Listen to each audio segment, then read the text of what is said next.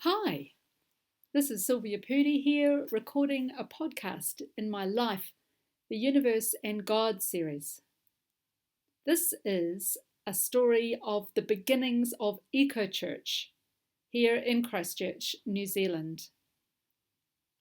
Here is my Eco Church story. I decided a long time ago that one thing mattered more than anything else. And that thing was to be in the flow of God, to see where the Spirit is moving and to be in that. I started out my adult life in youth ministry back in the 90s. Back in the days when, in those days, churches were very split and in their own corner and didn't talk to others outside their corner. Most of my friends left the church or explored a little piece of faith that they were comfortable with, or set about trying to reinvent the church based on an idea of what the future looked like. None of which was wrong, but I remember one day walking in the hills north of Wellington and along a mountain river, and I sat and I watched the flow of the river. Around the edges, the water eddied and curled back on itself. There were stagnant pools where the water had receded and the flow had moved elsewhere. And there was the main flow of the river, surging clear and sparkling with life and power. That was where I wanted to be, I decided. I've learned a lot about God since then, and yet I've still hardly begun, but I've learned to notice God at work. It's not always big and bold and exciting. Sometimes it is, but often the Spirit of Jesus is in the little things, humble, gentle things. And sometimes Jesus is in the really hard things, in pain and aggravation. Sometimes when God is at work, there is an ease to it. Things slip beautifully into place with hardly any effort. Synergy, wonderful. And sometimes you get a little feel of that and a little glimpse of where you're going, and then it's hard slog for ages. Anyway, this is the record of my personal record of how Eco Church got started in Christchurch, Aotearoa, so I'd better tell you about that. So that story began for me in 2017. 3 years ago. I was the minister at Kashmir Presbyterian Church. Every year that church held a public workshop. Each year we tackled a topic which felt important and relevant, and late in 2017 we were considering the topic for the following year. It seemed obvious to me, I forget why exactly, that we should focus on the environment. So we got in touch with A Rocha, the Christian Mission Agency for Ecology, and said, let's run a seminar together. And they said, sure, good idea. And so we did. That was a conference in September 2018. And it was really good. We had 120 people attended, heaps of fabulous speakers and workshops. One of the best things was that the planning was a partnership between 3 quite different churches. Little old Kashmir Presbyterian worked together with 2 big evangelical churches, Southwest Baptist, which used to be Spraden Baptist, and Grace Vineyard. First time that had happened. Because it turned out, just the year before, a small group had formed in each of these big evangelical churches, just a few people who knew that God was pushing them into care for creation. They didn't start with any particular clear mission plan. They just knew that it was bad for churches to leave bins and bins of rubbish behind after a picnic. And they just knew that Christian people are called to do something about looking after the planet. And so they were trying some things out in their local church, and they were happy to be part of this partnership. So we had this conference. We called it Rich Living, after the A Rocha study series, to emphasize the fullness of Christian living in relation to the environment. And it had a real impact. Here's some things that people have told me about it. Someone said that Rich Living was a great weekend. It raised consciousness in our church. A young lady said, "That was the first time I had heard someone speak on the environment in church. It was amazing." One of the feedback statements said, "The interaction between different denominations was great. We were there together." Someone else said, "We suddenly realised that we weren't alone in this." Heaps of people came to a follow-up meeting the following month, and heaps of good ideas spilled out as we talked about what to do next.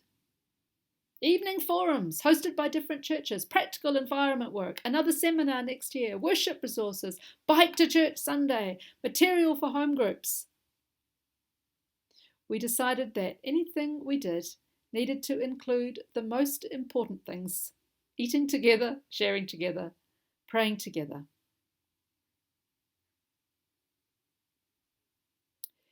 So we did it. The following year, 2019, we did all those things. An evening forum on creation and worship, a video encouraging people to bike to church, a couple of other evenings, a thriving science and faith discussion group got started. The largest event was another seminar, this time shorter, more low-key than in 2018, hosted by Grace Vineyard. We called it the Hope Seminar. Almost 100 people came on our Saturday evening in August, and a freezing, blustery winter's night it was too. We had worship, workshops and speakers, and it was good stuff. I did a workshop on Jesus and the environment. Anglican priest Carolyn Robertson's workshop on living simply was very popular. And geography professor Simon Kingham was fascinating, talking about the impacts of pollution on the poor, both here locally and around the world. Environmental justice was a new term to me, very important one though. So we had big events and regular events. And that helped build a sense of something was happening, that this was a viable and vital network functioning in God's church across the city. It was great to have the support from A Rocha Aotearoa New Zealand. National Director Crystal came down a couple of times to speak, and that helped the sense that we in Christchurch were part of a bigger movement. And it is actually really helpful to have a competent administration structure set up. So we have Iris in Wellington, who just works from home after her kids have gone to bed. She manages the website for A Rocha and financial accountability and nags us for our statistics, because those things do matter. To be part of a competent organisation with high standards for reporting, for handling money, it doesn't sound super exciting, but God is at work in those things just as much as in the upfront speakers and headline events. It can't be just about the stats, though. A Rocha is a highly relational organisation with international, national and regional networks.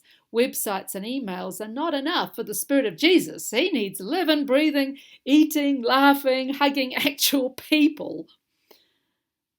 The COVID-19 lockdown isolated us, and some events had to be cancelled, sadly, this year, 2020. But we stayed in touch, prayed together over Zoom, kept planning.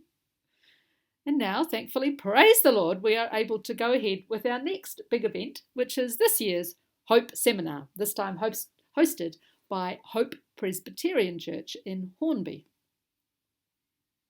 One marvellous thing about that church is their commitment to intergenerational community.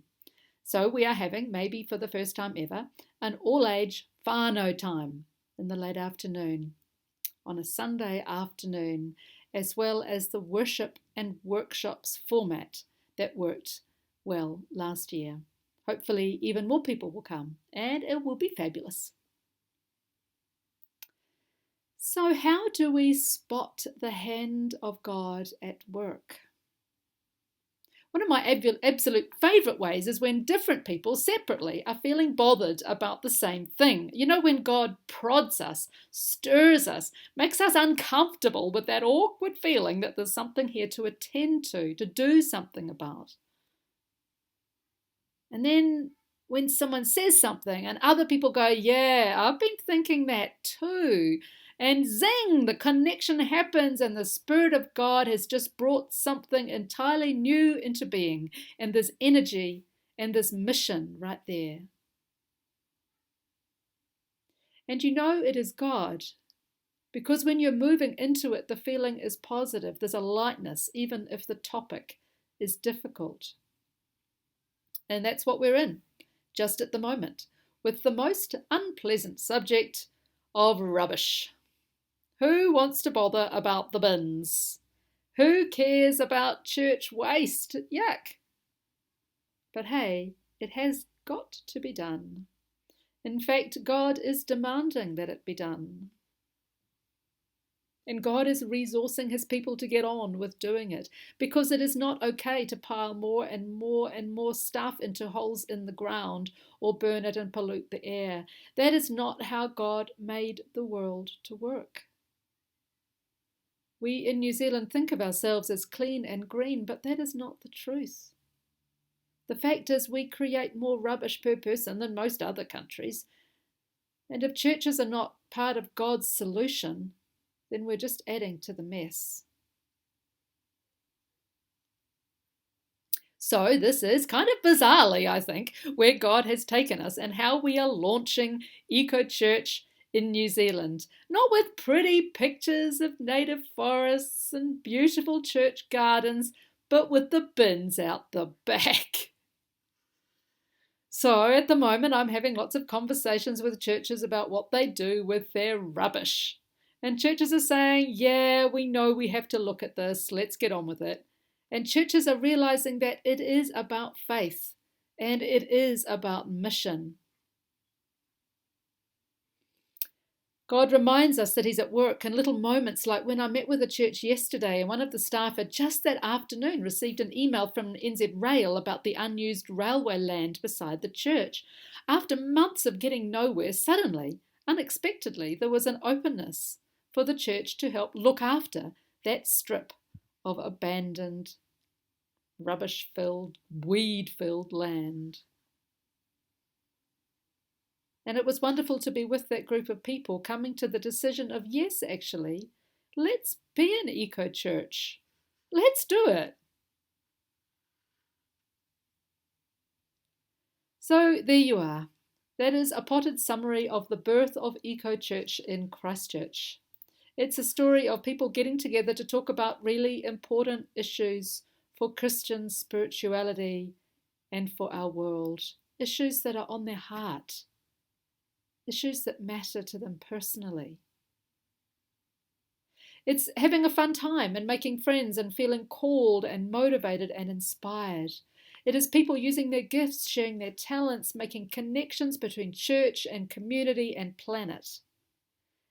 And it is a story of how God works, how God forms his people according to his character, for his purposes, in the power of his presence. I started off talking about the flow of God. Eco Church is not the be-all and end-all of what God is doing in 2020, heavens no, but it is a part. And I am deeply grateful that I am in it, that I can see it and bear witness to it. Why don't you join in? Thanks for listening.